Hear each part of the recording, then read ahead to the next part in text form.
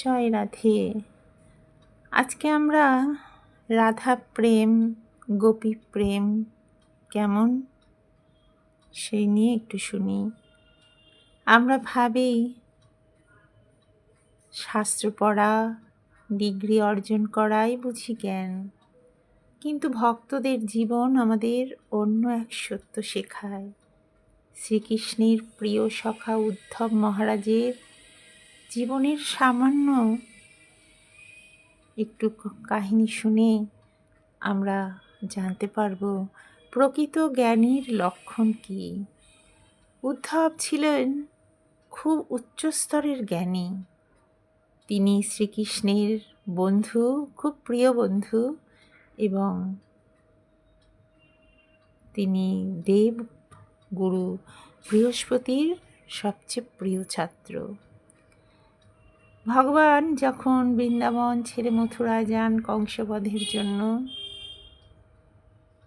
তখন একবার ভগবান উদ্ধবকে বৃন্দাবনে পাঠিয়েছিলেন। তার একটি কারণ, উদ্ধবের মনে খুব অহংকার ছিল যে আমাকে দেখতে কৃষ্ণের মতো, উদ্ধবকে দেখতে অনেকটা কৃষ্ণের মতো ছিল। তাই তার মনে খুব অহংকার ছিল যে আমাকে দেখতে কৃষ্ণের মতো, আমি কৃষ্ণের সবচেয়ে কাছের সখা, আমি বৃহস্পতির শিষ্য, আমি এত তত্ত্ব জ্ঞান জানি। কিন্তু ভগবান তো কারোর অহংকার সহ্য করেন না। তাই ভগবান উদ্ধবকে পাঠালেন বৃন্দাবনে। বললেন, উদ্ধব তুমি যাও বৃন্দাবনে, গিয়ে দেখে এসো আমার মা যশোদা, নন্দ বাবা, রাধারানী, গোপী। শুধু তাই নয়, বনরাজি, বৃক্ষলতা, সমস্ত পাখি, ফুল, পতঙ্গ সব তুমি দেখে এসো। উদ্ধব মনে মনে ভাবছেন যে আমি বৃন্দাবনে যখন যাচ্ছি, গোপীদের তাত্ত্বিক জ্ঞান কিছুটা প্রদান করে আসব। কিন্তু সেখানে গিয়ে তিনি স্তব্ধ হয়ে যান। তিনি প্রথমেই মা যশোদা নন্দ বাবার সঙ্গে দেখা করতে গিয়ে দেখেন নন্দ বাবার মা যশোদা শোকে পাথর। কারুর ঘরে, বৃন্দাবনের কারুর ঘরে কোনো উনুন জ্বলেনি, উনুনে মাকড়সার বাসা হয়ে গেছে। এরপর গোপীদের কাছে গিয়ে উদ্ধব যেন আরও স্তব্ধ হয়ে যান। কৃষ্ণের প্রতি গোপীদের যে অগাধ আর বিশুদ্ধ প্রেম তিনি দেখেন, সেই দেখে নিজের অহংকার ধূলিসাৎ হয়ে যায়। তিনি বুঝতে পারেন তাত্ত্বিক জ্ঞানের চেয়ে হৃদয়ের ভক্তি অনেক বড়। উদ্ধবের জটিল জ্ঞান গোপীদের সরল প্রেমের সামনে নতি স্বীকার করে। উদ্ধব দেখছেন গোপীরা বনে বনে ঘুরে বেড়াচ্ছে কৃষ্ণ বিরহে। তারা একে অপরকে জড়িয়ে ধরে যেন বলছে, কে আর বাজাবে বাঁশি, শ্যাম ব্রজে নাই গো, শ্যাম ব্রজে নাই। কে আর বাজাবে বাঁশি, শ্যাম ব্রজে নাই গো, শ্যাম ব্রজে নাই।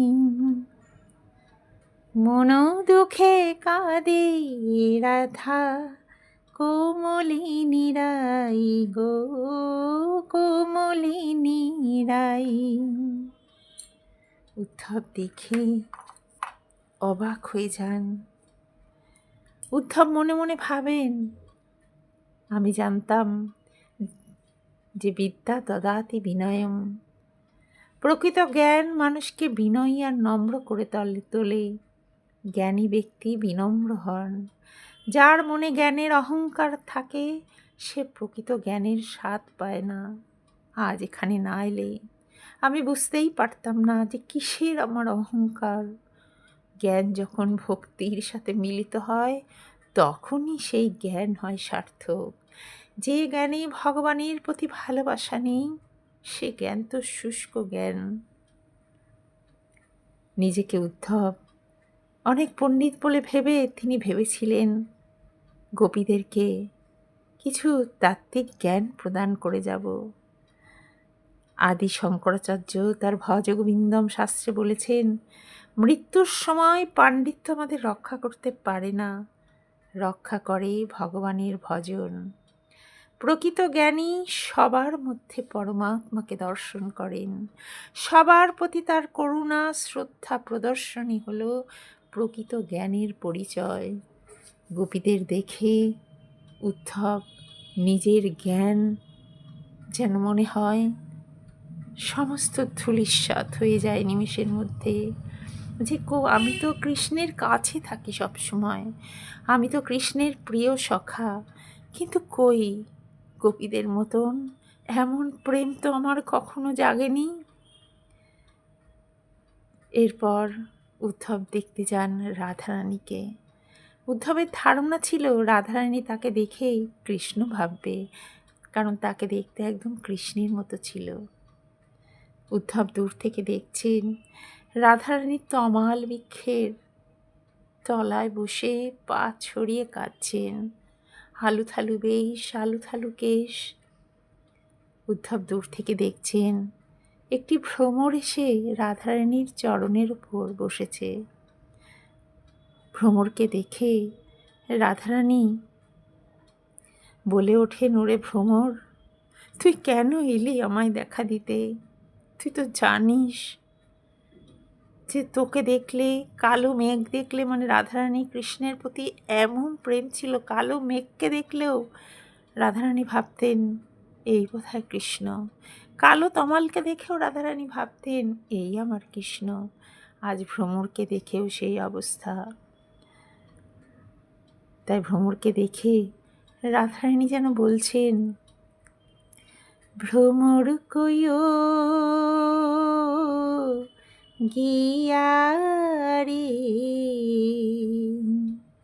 শ্রীকৃষ্ণ বিরহের অনলে,